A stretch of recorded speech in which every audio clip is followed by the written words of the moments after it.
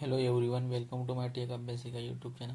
Friends, आजच्या क्लासमध्ये आपण user add, group add, GPassWD, LN, tar, gzip and wget या कमांडबद्दल पाहणार आहोत की कशा प्रकारे लिनक्समध्ये युजर ॲड केलं जाते, ग्रुपमध्ये ॲड केलं जाते आणि ग्रुपमध्ये कशा प्रकारे युजरला ॲड केलं जाते आणि कशा पद्धतीने लिंक क्रिएट केलं जाते, कॉम्प्रेस, अनकॉम्प्रेस किंवा कोणत्या पॅकेज सॉफ्टवेअरला डाउनलोड करायचं किंवा पॅकेजला डाउनलोड करायचं तर कशा पद्धतीने केलं जाते लिनक्समध्ये या गोष्टीबद्दल आपण पाहणार आहोत. तर यामध्ये मी काही कमांड्स लिहून देत आहे. युजर ॲड कशा प्रकारे केलं जातं त्याबद्दल मी यामध्ये कमांड्स लिहून देत आहे. या सर्व गोष्टीबद्दल यामध्ये कमांड लिहून देत आहे. तर पहा, वन बाय वन मी यामध्ये कमांड लिहून देत आहे. तर युजर ॲड करण्यासाठी आपण कमांड यूज करतो युजर ॲड. ठीक आहे. आणखी कमांड पण असतात युजर ॲड करण्यासाठी, परंतु आपण यामध्ये कमांड यूज करणार युजरला ॲड करण्यासाठी, म्हणजे युजरला क्रिएट करण्यासाठी कमांडची यूज करणार युजर ॲड. तर बघा, यामध्ये मी लिहून देत आहे user add to create user. Group add करण्यासाठी, ग्रुपमध्ये ॲड करण्यासाठी तर यामध्ये कमांड यूज करणार group add to create group.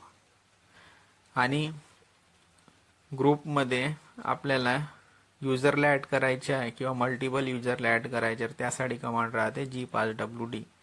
यामध्ये ॲड करण्यासाठी हायफन एचे यूज करतो आणि मल्टिपल युजरला ॲड करण्यासाठी हायफन कॅपिटल एमचा यूज करतो. यामध्ये लिहून पण देत आहे टू ॲड मल्टिपल युजर. आणि लिंक क्रिएट करण्यासाठी यामध्ये आपण दोन टाईपचे लिंक क्रिएट करू शकतो लिनक्समध्ये. एक हार्ड लिंक आणि एक आहे सॉफ्ट लिंक. ठीक आहे. हार्ड लिंक म्हणजे बॅकअप फाईल आणि सॉफ्ट लिंक म्हणजे शॉर्टकट. विंडोज सोबत कंपॅरिझन केलं तर हार्ड लिंकचा मिनिंग होतो बॅकअप फाईल, जे म्हणजे डुप्लिकेट फाईल राहते, आणि सॉफ्ट लिंकचे अर्थ होते शॉर्टकट्स. लिनक्समध्ये आपण बघा शॉर्टकट, विंडोजमध्ये शॉर्टकट क्रिएट करतो. तर हार्ड लिंक क्रिएट करण्यासाठी LN कमांडचा यूज करणार म्हणजे हार्ड लिंक, आणि सॉफ्ट लिंक क्रिएट करण्यासाठी LN-S म्हणजे soft link.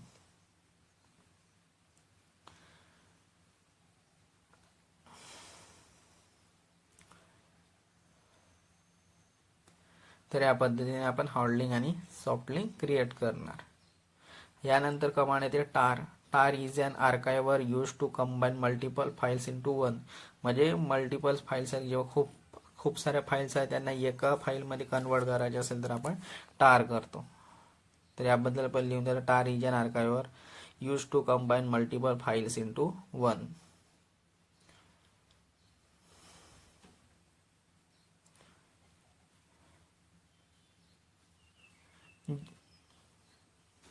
Multiple files into one.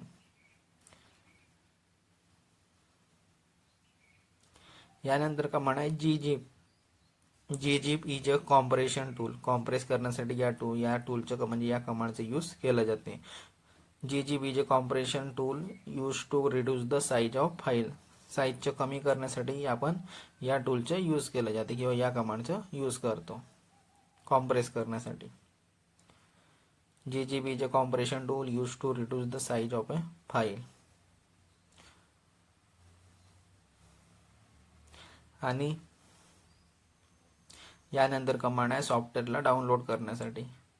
तर त्यासाठी आपण यूज करतो कमांडचा wget.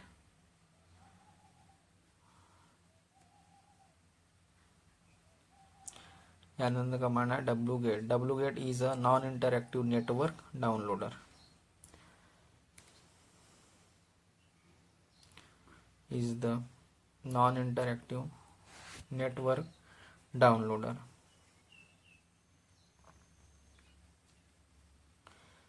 आणि डेव्हऑप्स सिरीज पाहताना वन बाय वन पहा. ज्या पद्धतीने मी क्लासेस डिफाईन केल्या, नंबर डिफाईन केल्या, त्याप्रमाणेच तुम्ही पहा. त्यामुळे लवकर समजून येणार, कारण की मी वन बाय वन घेत आहे.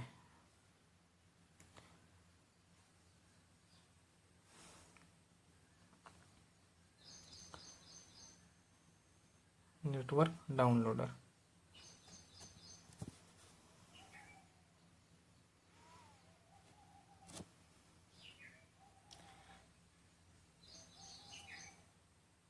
ठीक आहे. एवढी गोष्ट लक्षात ठेवा. आता 1 बाय 1 या कमांडचे यूज करून आपण युजर ॲड करू. तर बघा, युजर क्रिएट करण्यासाठी यासाठी कमांड आहे युजर ॲड, किंवा आपण ॲड युजर या कमांडचं पण यूज करतो युजरला क्रिएट करण्यासाठी. तर यामध्ये मी कमांड युजरला क्रिएट करण्यासाठी यूज करणार युजर ॲड आणि युजरचं नाव देणार. आणि युजर क्रिएट झालं की नाही झालं त्यासाठी एक फाईल राहते etc patchwd, या फाईलमध्ये जाऊन आपण चेक करणार. तर बघा, युजर क्रिएट करण्यासाठी कमांड आहे युजर ॲड आणि युजरचं नाव. ठीक आहे. लिनक्समध्ये आपण लॉग इन करणार तर EC2 -user देणार AWSच्या मशीनमध्ये आणि sudo su करून रूट युजर बनवून देणार. आणि युजर ॲड करण्यासाठी युजर ॲड आणि युजरचं नाव मी देत आहे निर्देश. आणि याला युजर बनलं की नाही बनलं चेक करण्यासाठी कॅट करणार आणि /etc/patchwd या फाईलमध्ये जाऊन चेक करणार. तर आपलं यामध्ये नितेश नावाचे युजर बनलेला असणार. आता आपल्याला याचप्रमाणे ग्रुप ॲड करायचे आहे, म्हणजे ग्रुप क्रिएट करायचे आहे. तर त्यासाठी कमांड आहे ग्रुप ॲड. ग्रुप क्रिएट करण्यासाठी आपण कमांड करतो ग्रुप ॲड.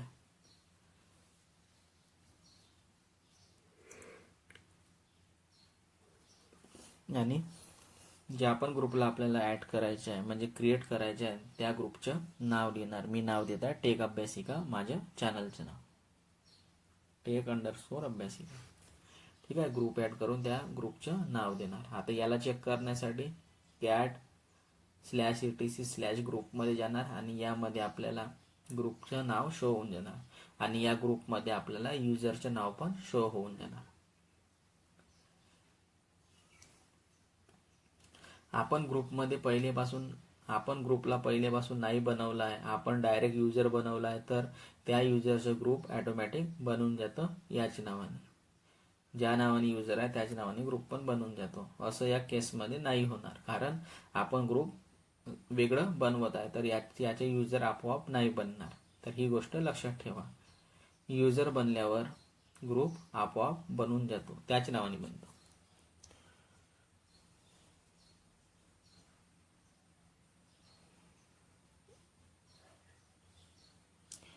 आणि ग्रुप बनल्यावर युजर नाही बनत, ग्रुप बनल्यावर फक्त ग्रुप बनणार. ह्या गोष्टी लक्षात ठेवा.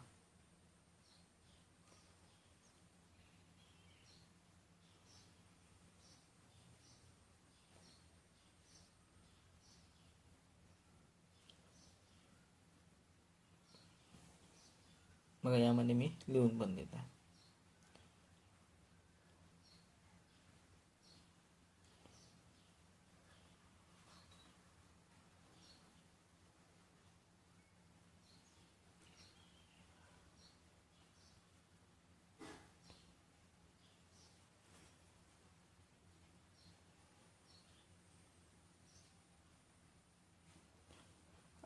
आणि आपण ग्रुप पहिलेपासून नाही बनवला आहे, आपण डायरेक्ट युजर बनवलं, म्हणजे आपण ग्रुप नाही बनवला आणि डायरेक्ट युजर बनवलं, तर त्या केसमध्ये युजरचा ग्रुप ॲटोमॅटिक बनून जातो. परंतु असं या केसमध्ये नाही होणार, कारण आपण ग्रुप वेगळं बनवलं आहे, तर त्याचे युजर आपोआप नाही बनणार. ही गोष्ट लक्षात ठेवायची आहे.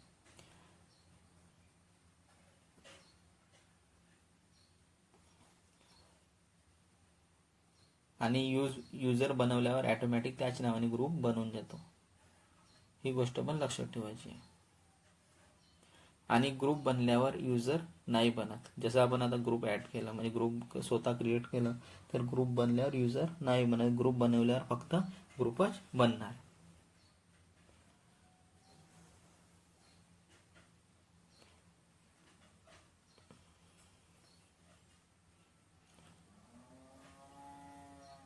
ठीक आहे. या पद्धतीने ही माहिती लक्षात ठेवा. यानंतर आहे g5wd. g5wdचं मिनिंग आहे का आपला जो ग्रुप आहे त्यामध्ये काही युजर ॲड करायचे आहे, तर या कमांडचा यूज करणार. g5wd या कमांडचा यूज करणार. आणि आपल्याला पहिलेपासून बनलेल्या ग्रुपमध्ये युजरला ॲड करायचे आहे, तर आपण हायफन ए चा यूज करणार. ठीक आहे. G5WD कमांडमध्ये हायफन ए चा यूज करणार आणि त्या युजरला ऍड करणार त्या ग्रुपमध्ये. तर त्यासाठी कमांड आहे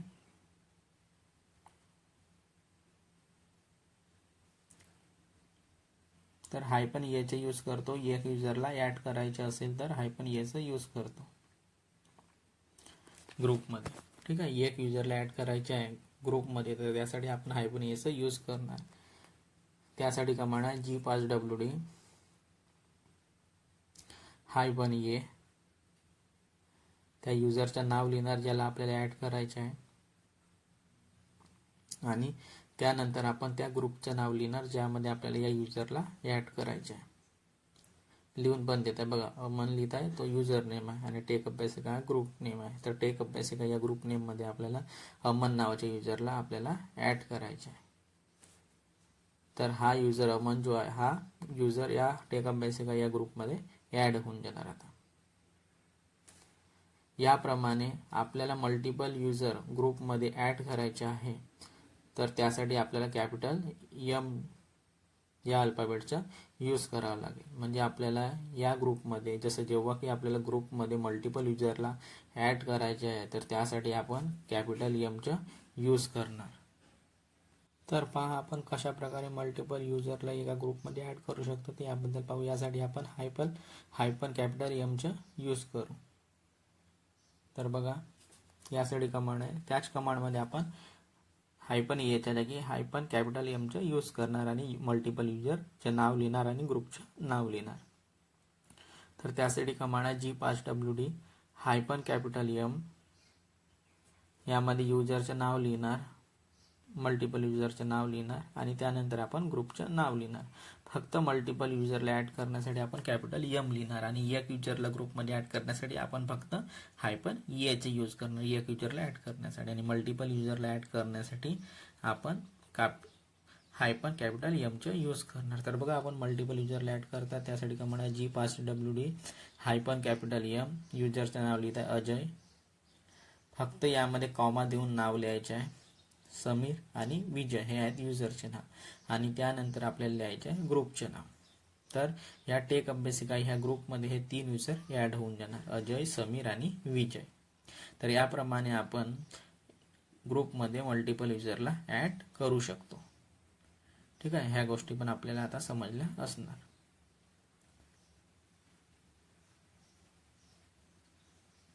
ठीक आहे. ह्या गोष्टी लक्षात ठेवा. एक युजरला ऍड करण्यासाठी हायफन एचा यूज करणार आणि मल्टिपल युजरला ग्रुपमध्ये ऍड करण्यासाठी आपण हायफन कॅपिटल एमचा यूज करणार. तर ह्या गोष्टी लक्षात ठेवा. तर याप्रमाणे आपण मल्टिपल युजरला एका ग्रुपमध्ये ऍड करू शकतो. तर ह्या गोष्टी माहिती असल्या पाहिजे. ठीक आहे. हायफन एमचा यूज करतो. Hyphen capital M small M use नाही करायचे आपल्याला.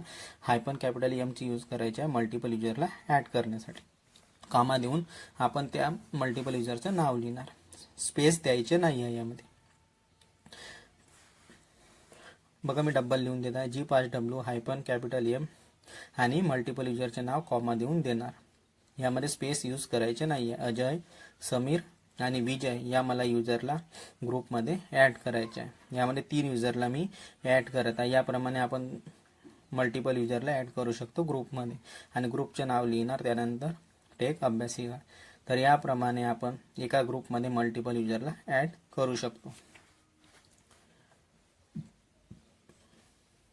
यामध्ये कॉमा देऊन त्या युजरचं नाव डिफाइन करणार किंवा मेन्शन करणार.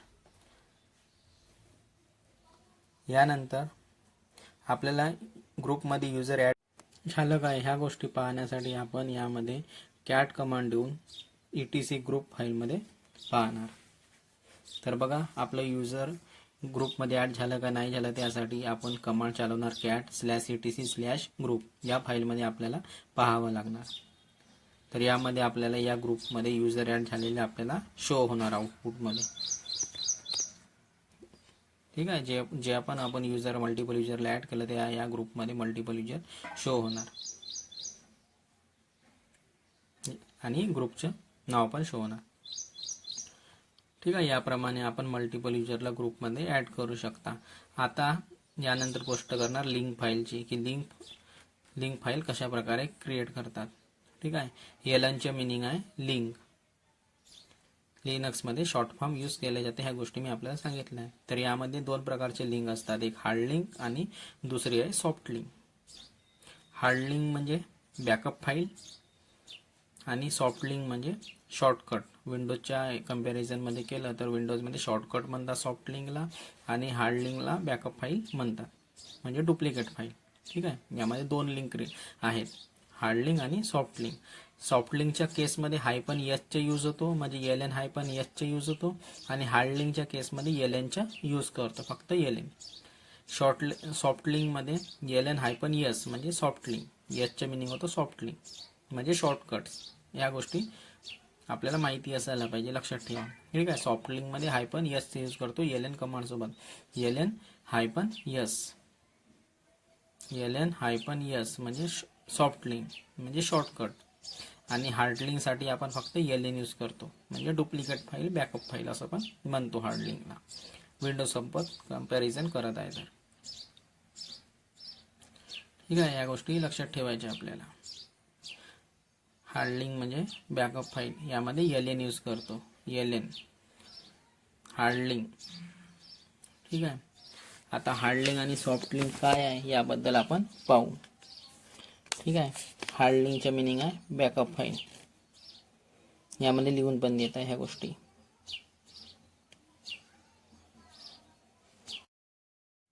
हार्ड लिंकचे यूज करतो बॅकअपसाठी म्हणजे बॅकअप फाईलसाठी, आणि सॉफ्ट लिंकचं यूज करतो शॉर्टकट फाईल आहे सॉफ्ट लिंक म्हणजे प्रत्येक शॉर्टकटमध्ये एरो बनलेला असतो. यामध्ये ह्या गोष्टी लिहून पण देत आहे.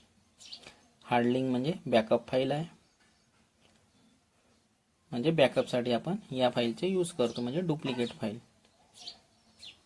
ठीक आहे. हार्ड लिंकची डुप्लिकेट फाईल झालं तर यामध्ये डेटा पण असतो, म्हणजे डेटा फाईल राहते. सॉफ्ट लिंक म्हणजे शॉर्टकट, म्हणजे यामध्ये फक्त शॉर्टकट क्रिएट झालेला राहतो, यामध्ये काही डेटा वगैरे नाही राहत. तर सॉफ्ट लिंक म्हणजे शॉर्टकट फाईल, म्हणजे यामध्ये डेटा वगैरे नाही राहत, ब्लँक फाईल राहते एक प्रकारे. यामध्ये हे डिलीट पण झाली शॉर्टकट म्हणजे सॉफ्ट लिंक, परंतु याच्याने काही आपल्याला फरक पडणार नाही. परंतु हार्ड लिंक म्हणजे बॅकअप फाईल डिलीट झाली तर आपला डेटा, म्हणजे बॅकअप जी फाईल राहते ती डिलीट होऊन जाणार, तर आपला डेटा चालला जाणार, म्हणजे डुप्लिकेट कॉपी राहते. तर यामध्ये ॲरोचा यूज होतो शॉर्टकटमध्ये, सॉफ्ट लिंकमध्ये. आणि यामध्ये शॉर्टकट डिलीट केलं तरी काही फरक पडणार नाही, कारण की काही फाईल्स वगैरे यामध्ये नाही राहत, म्हणजे यामध्ये काहीही नाही राहत. तर डिलीट झाली तरी आपल्याला कोणत्याही पण फाईल्सवर आपल्याला काही परिणाम पडणार नाही. तर ह्या गोष्टी आता समजल्या असाल हार्ड लिंक आणि सॉफ्ट लिंकबद्दल, की लक्षात ठेवा. हार्ड लिंक म्हणजे बॅकअप फाईल म्हणजे डुप्लिकेट फाईल होते, आणि सॉफ्ट लिंक म्हणजे शॉर्टकट. तर बॅकअप फाईल डिलीट झाली तर आपलं डेटा राहत होते, म्हणजे डेटा फाईल राहते, एक प्रकार डुप्लिकेट डेटा फाईल म्हणजे डुप्लिकेट डेटा राहतो. आणि सॉफ्ट लिंक म्हणजे शॉर्टकट, यामध्ये डेटा वगैरे काही नाही राहत. आणि शॉर्ट लिंक किंवा शॉर्टकट डिलीट झालं तर यामध्ये काही फरक नाही पडणार. तुम्ही विंडोज यूज करत असाल तर तुम्हाला माहिती असणार की शॉर्टकट डिलीट झाले तरी आपल्याला काही फरक नाही पडत, परंतु जे बॅकअप फाईल किंवा डेटा फाईल डिलीट झाली तर आपल्याला फरक पडतो, कारण की त्यामध्ये डेटा आपला अवेलेबल राहतो. आता यानंतर यामध्ये बघा, शॉर्टकट क्रिएट करायचे असेल तर ठीक आहे, या गोष्टी मी लिहून देत आहे. हार्ड लिंक म्हणजे बघा, फाईल डिलीट केलं ठीक आहे तर डेटा पण डिलीट होऊन जाणार.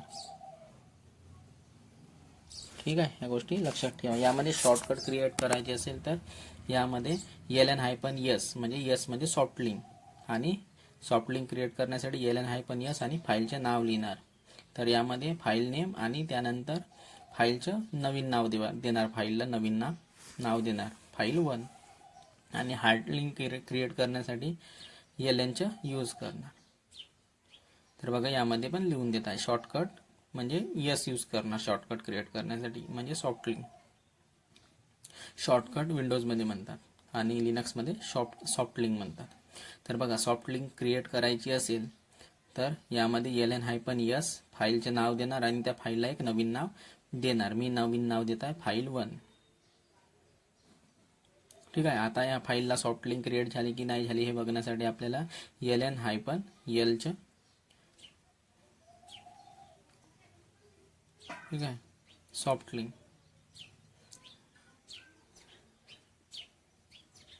तर यामध्ये आपल्याला याप्रमाणे शो होणार. ठीक आहे. ln नाही आहे यामध्ये ls आहे. ls आहे पण l यामध्ये आपल्याला शो होऊन जाणार. विंडोजमध्ये शॉर्टकट म्हणतो आणि लिनक्समध्ये यालाच सॉफ्ट लिंक म्हणतो. हार्ड लिंक म्हणजे बॅकअप फाईल होणार. जेवढा डेटा आहे फाईलमध्ये तेवढं पण डेटा सोबत फाईल क्रिएट होणार हार्ड लिंकमध्ये. ठीक आहे. म्हणजे बॅकअप फाईल ज्या फाईलपासून आपण हार्ड लिंक क्रिएट करतो त्यामध्ये जेवढं पण डेटा आहे तो दुसऱ्या फाईलमध्ये येऊन जाणार म्हणजे बॅकअप फाईल क्रिएट होऊन जाणार.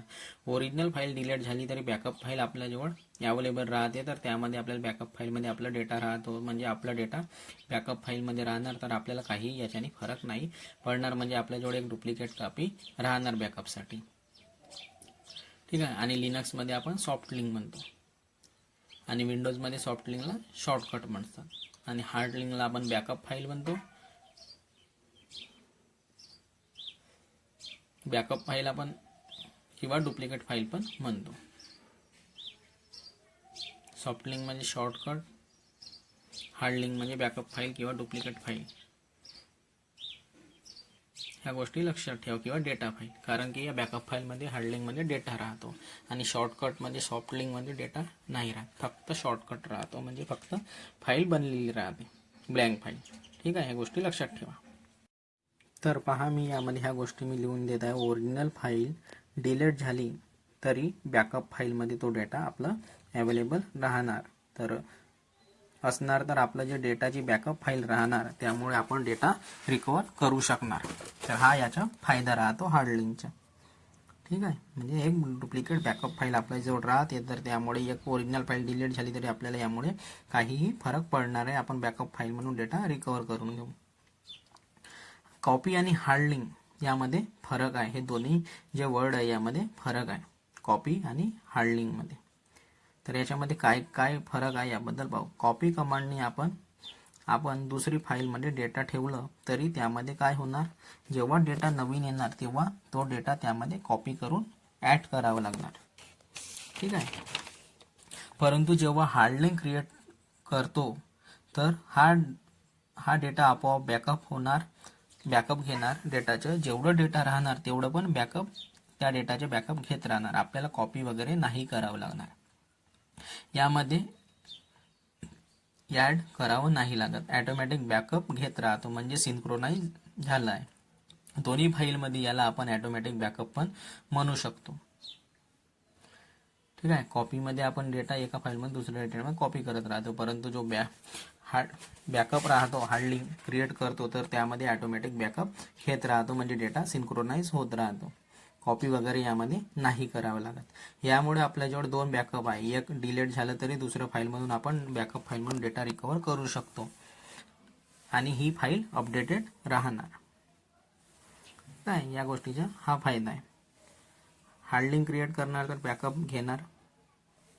ठीक आहे. ॲटोमॅटिक बॅकअप घेत राहणार. जेवढं पण डेटा राहणार तेवढं पण बॅकअप घेत राहणार. आपल्याला कॉपी वगैरे यामध्ये नाही करावं लागणार. यामध्ये डेटा ॲड करावं नाही लागत. ॲटोमॅटिक बॅकअप घेत राहतो म्हणजे डेटा जो आहे तो सिंक्रोनाइज होत राहतो दोन्ही फाईलमध्ये. याला आपण ॲटोमॅटिक बॅकअप पण म्हणू शकतो. यामुळे आपल्याजवळ दोन बॅकअप आहे. एक डिलीट झाली तर दुसरी फाईलमधून आपण डेटा रिकवर करू शकतो म्हणजे जी फाईल आहे ती आपल्याजवळ अपडेटेड राहणार. आणि हार्ड लिंक क्रिएट करण्यासाठी आपण ln कमांडचा यूज करतो.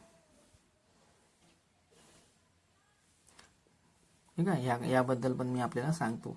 ln बॅकअप घेण्यासाठी आणि बॅकअप म्हणजे डेटा सिंक्रोनाइज होत राहतो. आता कॉपी कमांड आणि यामध्ये आपल्याला फरक समजलं असणार. कॉपी आणि हार्ड लिंक यामधला आपल्याला फरक आता समजलं असणार दोन्ही गोष्टी. ठीक आहे. हार्ड लिंक क्रिएट केल्याने काय होतो की हा जो यामध्ये ॲटोमॅटिक बॅकअप येत राहतो. डेटा सिंक्रोनाइज होत राहतो आणि कॉपीमध्ये आपल्याला डेटा तो कॉपी करावा लागतो. जेवढं कॉपी केलं असेल तेवढंच त्या दुसऱ्या फाईलमध्ये पण डेटा असणार. ठीक आहे. यामुळे आपल्याजवळ 2 बॅकअप आहे. एक डिलीट झालं तरी दुसऱ्या फाईलमधून आपण डेटाला रिकवर करू शकतो आणि ही जी फाईल राहते बॅकअप फाईल ही अपडेटेड राहते. तर आता हार्ड लिंक आणि कॉपी कमांडबद्दल आपल्याला कॉन्सेप्ट समजला असणार. ठीक आहे. आता आपण LN म्हणजे हार्ड लिंक कशा प्रकारे क्रिएट करतो याबद्दल आता आपण पाहणार. आणि बॅकअपमुळे हार्ड लिंकमुळे जी बॅकअप येतो तो ऑटोमॅटिक येतो, त्यामुळे ही फाईल जी आहे ती अपडेटेड राहते. आता बघा आपण हार्ड लिंक कशा प्रकारे क्रिएट करतो याबद्दल पाहणार. तर बघा हार्ड लिंक क्रिएट करण्यासाठी आपल्याला LN कमांडचे यूज करावं लागतं. आणि सॉफ्ट लिंकला समजायचं असेल तर LNच्या समोर यस लागला राहतो तर ती आहे सॉफ्ट लिंक. यस म्हणजे सॉफ्ट लिंक. या पद्धतीने कॉन्सेप्टला समजते व लक्षात राहणार. LN म्हणजे हार्ड लिंक. तर हार्ड लिंक क्रिएट करण्यासाठी LN लिहिणार, फाईल नेम लिहिणार, फाईल 2 ज्यामधून आपल्याला बॅकअप फाईल क्रिएट करायची आणि याला एक नाव देणार बॅकअप फाईल 2. मी या फाईलला बॅकअप फाईल 2 नाव देत आहे. आता LS करून चेक करणार की हार्ड लिंक क्रिएट झाली की नाही झाली. तर बघा LS केलं तर आपल्याला यामध्ये फाईल नेम जो दिलं होतं फाईल 2 दिलं होतं मी, यामध्ये फाईल नेमच लिहिलं आहे. तर यामध्ये फाईल 2 आणि बॅकअप फाईल 2 ह्या दोन्ही फाईल आपल्याला यामध्ये शो होणार.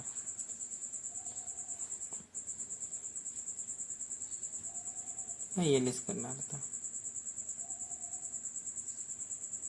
तर या पद्धतीने मी देणार. बघा LN फाईल 2 ज्यापासून आपल्याला बॅकअप घ्यायचे आहे, म्हणजे हार्ड लिंक क्रिएट करायचं त्या फाईलचे नाव आहे फाईल 2 आणि त्या फाईलला एक नाव देणार बॅकअप फाईल 2. या फाईलला एक नाव देणार आहे. तर LS जसंही करणार तर आपल्याला फाईल 2 ज्यापासून फाईल क्रिएट केली आणि जो नवीन नाव दिला बॅकअप फाईल 2 त्या दोन्ही फाईल आपल्याला शो होणार.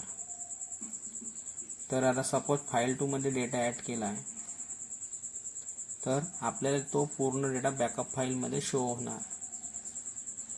आणि आपण बॅकअप फाईलमध्ये काही डेटा ॲड करतो तर तो पूर्ण डेटा फाईल 2 मध्ये शो होणार. ठीक आहे. म्हणजे डेटा तो सिंक्रोनाइज होत आहे. म्हणजे आपण ओरिजिनल फाईलमध्ये डेटा टाकला तर बॅकअप फाईलमध्ये डेटा स्टोअर होणार आणि बॅकअप फाईलमध्ये डेटा क्रिएट करणार तर तो ओरिजिनल फाईलमध्ये डेटा शो होणार. तर याप्रमाणे ही हार्ड लिंकचा कॉन्सेप्ट राहतो.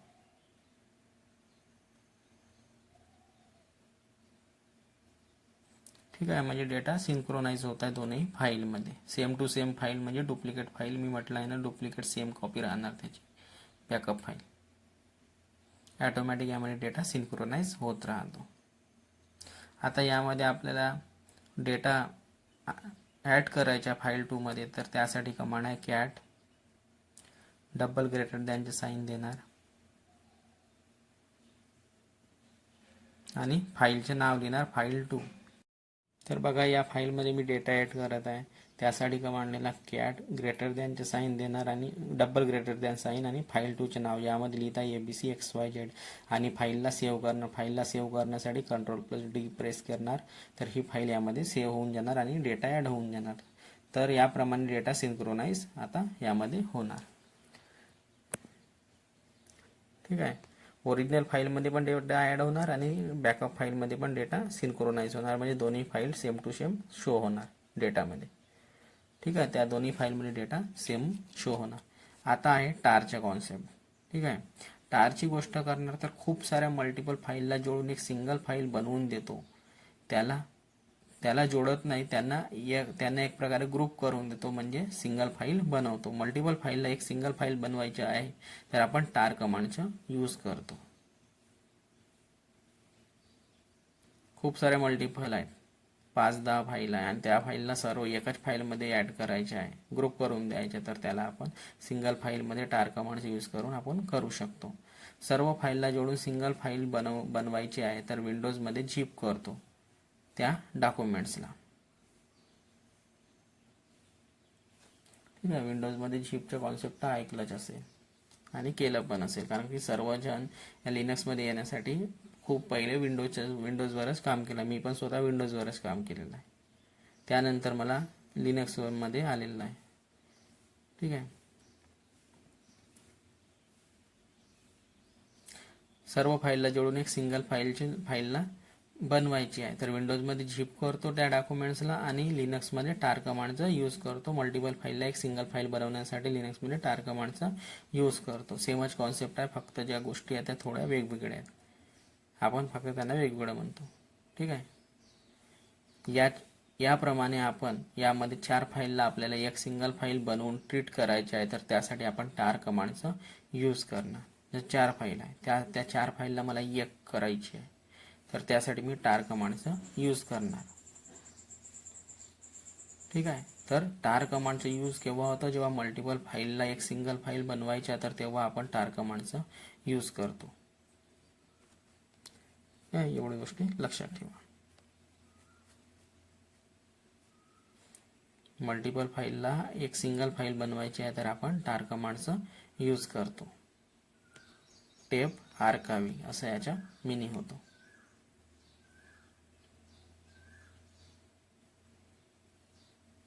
आणि आता आपल्याला त्या डेटाला कॉम्प्रेस पण करायचं आहे. त्यासाठी यामध्ये कमांड आहे gzip. डेटाला कॉम्प्रेस करायचं आहे म्हणजे साईज, त्या फाईलचं साईज कमी करायचं आहे तर त्यासाठी आपण gzip कमांडचा यूज करतो. gzip कमांडनी तोच डेटा कॉम्प्रेस पण होऊन जातो. ठीक आहे. म्हणजे जो साईज आहे 1000 असेल तर तो साईज आपल्याला होऊन जाणार 250 वगैरे MB याप्रमाणे आपला साईज होऊन जाणार. म्हणजे तो साईज कमी होऊन जाणार, लहान होऊन जाणार, कॉम्प्रेस होऊन जाणार. यासाठी कमांड राहते tar-cvf आणि ज्या नावाने बनवायचे आहे तो नाव या फाईलला देणार आणि त्याचे एक्सटेन्शन देणार .tar. तर यामध्ये मी फाईल नाव देत आहे dirx.tar म्हणजे directoryx.tar आणि त्या फाईलला, ज्या फाईलला टार बनवायचे आहे त्या फाईलचे नाव देणार. त्या फाईलचे नाव आहे dirx म्हणजे डायरेक्टरी x. ठीक आहे. यामध्ये मी लिहून पण देत आहे, परंतु यांची एक्सटेन्शन जो राहणार तो .tar राहणार कारण की टार फाईल बनवत आहे. तर यासाठी कमांड आहे tar-cvf directoryx.tar आणि tar. तर C चं मिनिंग आहे क्रिएट, V चं मिनिंग आहे वर्बोज आणि F चं मिनिंग आहे फोर्सफुली.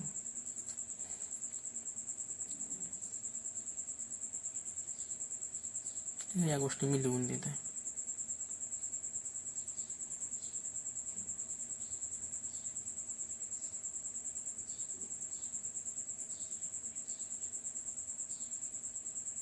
बघा dirx लास्ट मध्ये लिहिलं, ज्या फाईलला टार बनवायचे आहे त्या फाईलचे नाव लिहिणार. ठीक आहे. आणि या फाईलला बनवायचे आहे त्याचे टार असल्यामुळे .tar हा एक्सटेन्शन यामध्ये द्यावं लागणार. C चं मिनिंग आहे क्रिएट, V चं मिनिंग आहे वर्बोज आणि F चं मिनिंग आहे फोर्सफुली CVF.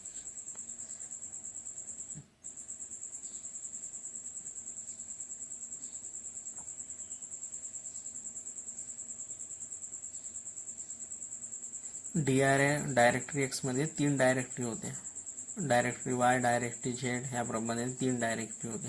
ह्या ट्री स्ट्रक्चर मध्ये पण आपल्याला शो होऊन जाणार आणि आपण या तिन्ही डायरेक्टरीला जोडून एक डायरेक्टरी बनवत आहे म्हणून, म्हणजे टार बनवत आहे, टार फाईल बनवत आहे म्हणून आपण टारचा यूज केलेला आहे.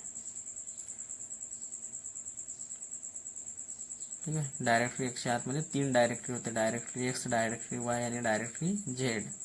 ह्या तिन्ही डायरेक्टरीला आपल्याला जोडायचे आणि या तिन्ही डायरेक्टरीला जोडून आपल्याला एक फाईल बनवायची आहे म्हणजे टार फाईल बनवायची आहे. आणि जनरली आपण डायरेक्टरीला स्टार बनवणार, टार म्हणजे टेप आर्काइव बनवणार. ठीक आहे. फाईलला नाही, म्हणजे जास्त तर आपण डायरेक्टरीला स्टार बनवतो.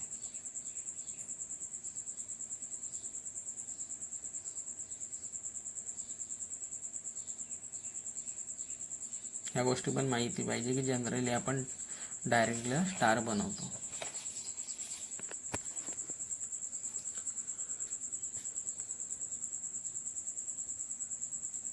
आणि टार बनवण्यासाठी यामध्ये कमांड आहे टार कमांड देणार, यामध्ये tar-cvf आणि ज्या नावाने बनवायचे आहे त्याचे एक्सटेन्शन टार देणार म्हणजे directoryx.tar आणि ज्या फाईलला बनवायचे आहे त्याचे नाव म्हणजे डायरेक्टरी एक्स, याला आपल्याला बनवायचे आहे. तर आता बनले असणार यामध्ये या कमांडनी. यानंतर आपण टार फाईल बनली असणार. आता आपण याला ls कमांडनी चेक करणार. तर आपल्याला यामध्ये डायरेक्टरी एक्स डॉट टार आणि डायरेक्टरी एक्स ह्या दोन्ही आपल्याला यामध्ये डायरेक्टरी शो होणार. ठीक आहे, ह्या दोन्ही आपल्याला यामध्ये शो होणार, म्हणजे टार फाईल बनून जाणार. आता तर याप्रमाणे आपण टार फाईल बनवू शकतो. मल्टिपल फाईलला एक सिंगल फाईल बनवू शकतो. तर आपल्याला मल्टिपल फाईलला आपल्याला सिंगल फाईल बनवायची आहे. तर याप्रमाणे आपण टारचे यूज करून बनवू शकतो. जनरली आपण डायरेक्टरीला टार करतो.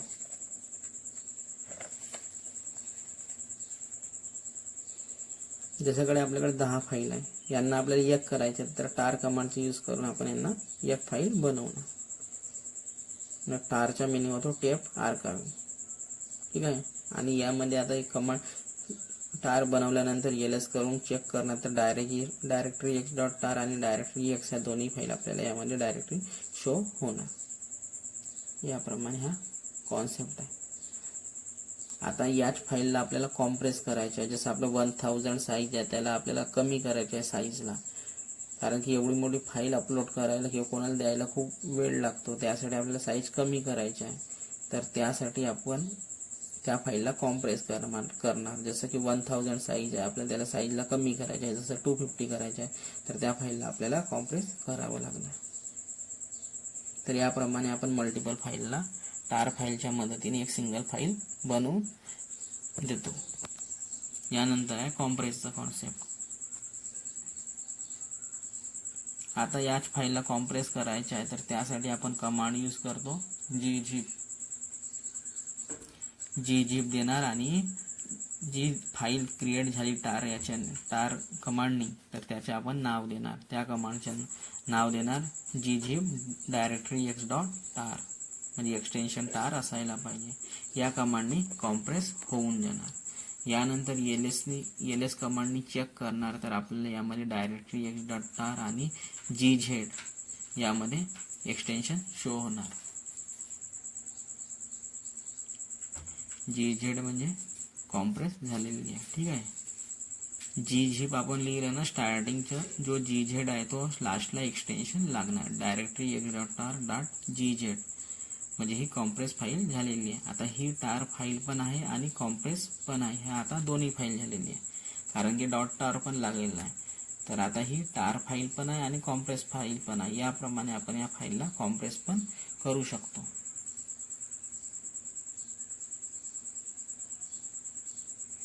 तर आता कॉम्प्रेसचं पण कॉन्सेप्ट समजलं असणार की कशा पद्धतीने आपण एका फाईलचं टार फाईलचे जे आहे त्याचं साईज आपण कमी करू शकतो कॉम्प्रेस करून. त्यासाठी कमांड आहे gzip.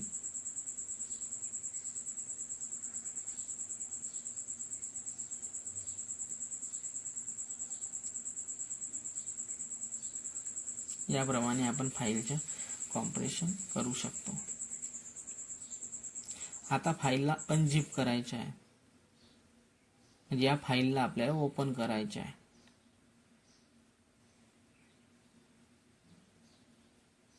तर त्यासाठी कमांड आहे gunzip, म्हणजे gunzip म्हणतात. ठीक आहे, याला गनझिप पण असं म्हणतात. असं याच्या वेगवेगळ्या मिनिंग, म्हणजे याचे उच्चारण जे आहे तो वेगवेगळं म्हणतात. gunzip असं आहे त्याचे ओरिजिनल.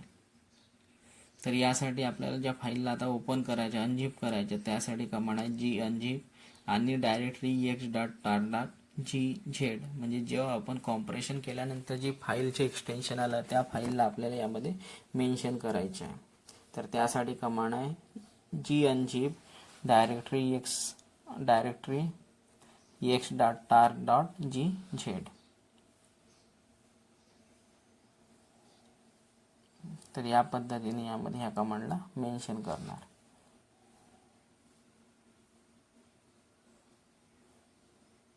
तर आता ही अनकॉम्प्रेस, म्हणजे आपल्याला अनझिप करायची आहे, म्हणजे अनकॉम्प्रेस करायची आहे. जसं gz याला लागलं होतं कॉम्प्रेस केल्याने एक्सटेन्शन, तो यामधून आता एक्सटेन्शन रिमूव्ह होऊन जाणार आणि त्या पूर्ण स्थितीत येऊन जाणार जेव्हा ती टार फाईल होती. तर जेव्हा याचे आपण ls करणार म्हणजे अनकॉम्प्रेस करायचे आहे, आता आपल्याला अनझिप म्हणजे अनकॉम्प्रेस करायचे, तर त्यासाठी आपण ls कमांड चालवणार. तर डायरेक्टरी x.tar याचे एक्सटेन्शन होऊन जाणार, म्हणजे कॉम्प्रेसमधून ही अनकॉम्प्रेस आता झालेली आहे, म्हणजे पूर्ण स्थितीत आलेली आहे. त्याचा साईज पण आता याचा जो कमी झालेला होता तो ज्यावेळेस आपल्याला साईज जास्त दिसत तो साईज याचा आता आपल्याला शो होऊन जाणार. तर या कमांडने आपण त्या कॉम्प्रेस केलेल्या फाईलला आपण अनकॉम्प्रेस करू शकतो. त्यासाठी कमांड आहे जी अनझिप. आता आपल्याला टारला पण रिमूव्ह करायचा. या टार फाईल जी बनवली होती ती या टार फाईलला पण आपल्याला रिमूव्ह करायच्या. तर त्यासाठी कमांड आहे टार -xvf आणि डायरेक्टरी x.tar. जो फाईल टार डॉट एक्सटेन्शन लावून बनलेली होती त्या फाईलचे आपल्याला नाव मेन्शन करावं लागेल. तर tar.xvf डायरेक्टरी x.tar म्हणजे ज्या फाईलला एक्स्ट्रॅक्ट करायच्या आहे त्या फाईलचे यामध्ये नाव देणार. आता ls करणार तर आपल्याला डायरेक्टरी x म्हणजे पुन्हा स्थितीत ज्या स्थितीमध्ये होती त्या स्थितीत येऊन जाणार ते. ठीक आहे, म्हणजे याचा जो टार आहे एक्सटेन्शन तो आपण यामधून रिमूव्ह करत आहे. तर याप्रमाणे आपण त्या जो टार एक्सटेन्शन आहे याला आपण रिमूव्ह करू शकतो. तर ही प्रोसेस आहे टार -xvf डायरेक्टरी x.tar. तर यामधून ज्या पद्धतीने ज्या फाईलला आपण टार बनवलं होतं ती यामधून टार एक्सटेन्शन हटून ते पुन्हा स्थितीत येऊन जाणार. तर याप्रमाणे आपण टार एक्सटेन्शनला रिमूव्ह करू शकतो. तर आपण क्रिएट केलं होतं तेव्हा C लावलं होतं, आता एक्स्ट्रॅक्ट करत आहे तर यामध्ये x लावणार. यामुळे काय होतं, वेगवेगळं करण्यासाठी आपण x लावतो. तर आता आपली फाईल यामधून एक्स्ट्रॅक्ट होऊन जाणार. ठीक आहे, क्रिएट करताना C लावतो cvf, आणि जेव्हा त्याचे टार एक्सटेन्शन रिमूव्ह करायचे तर त्यासाठी आपल्याला x लावावं लागणार. ही गोष्ट लक्षात ठेवा. सीच्या जागी x लावतो रिमूव्ह करण्यासाठी, म्हणजे वेगवेगळं करण्यासाठी. तर बघा या पद्धतीने आपण टार एक्सटेन्शनला रिमूव्ह करू शकतो आणि पुन्हा स्थितीत आपण त्या फाईलला आणू शकतो. तर आता यामध्ये आपल्याला ही फाईल डायरेक्टरी x नावाने शो होणार. तर या पद्धतीने आपण फक्त यामध्ये क्रिएट करताना -c लावतो vf सोबत, म्हणजे cvf. आता नाही रिमूव्ह करायच्या वेळेस यामध्ये c च्या जागी x चा यूज करतो. यामुळे जो टार एक्सटेन्शन आहे तो यामधून रिमूव्ह होऊन जाणार.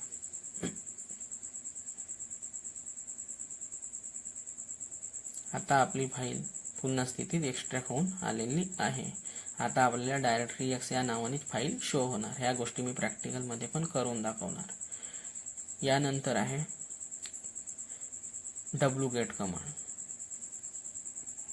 विंडोजमध्ये आपण डाउनलोड करतो, ब्राउझरमधून जाऊन लिंक क्लिक करून डाउनलोड करतो सॉफ्टवेअरला. कोणत्या पण सॉफ्टवेअरला विंडोजमध्ये जातो, डायरेक्ट नाव सर्च करतो गुगलवर आणि त्या सॉफ्टवेअरला लिंकवर क्लिक करून डाउनलोड करतो.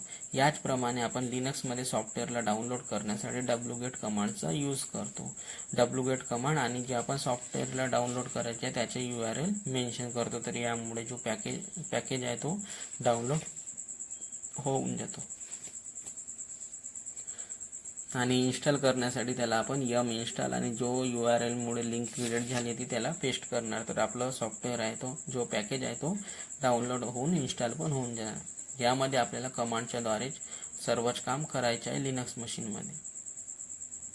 लिनक्स मशीनमध्ये आपण सर्वच काम कमांडच्या मदतीने करतो. आतापर्यंत जे लिनक्सचे मी व्हिडिओ अपलोड केले असेल तर त्यामुळे आपल्याला समजलं असणार की आपण सर्वच काम कमांडच्या मदतीनेच करत आहोत. यामध्ये कोणत्या सॉफ्टवेअरला डाउनलोड करायचे आहे तर त्यासाठी wget कमांडचे यूज करतो लिनक्समध्ये.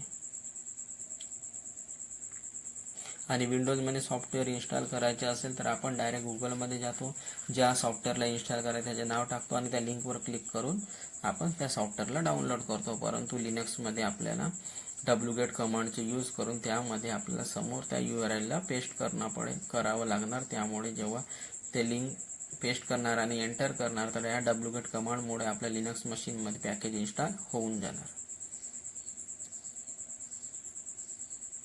आणि लिनक्समध्ये कोणत्या पण सॉफ्टवेअरला किंवा पॅकेजला डाउनलोड करायचे तर आपण wget कमांडचा यूज करतो. आणि युजर लॉग इन नाही आहे तर बॅकएंडमध्ये इन्स्टॉल करून देणार सॉफ्टवेअरला. इंटरनेट स्लो आहे तरी रिट्राईव्ह करून डाउनलोड करण्याचा प्रयत्न करतो.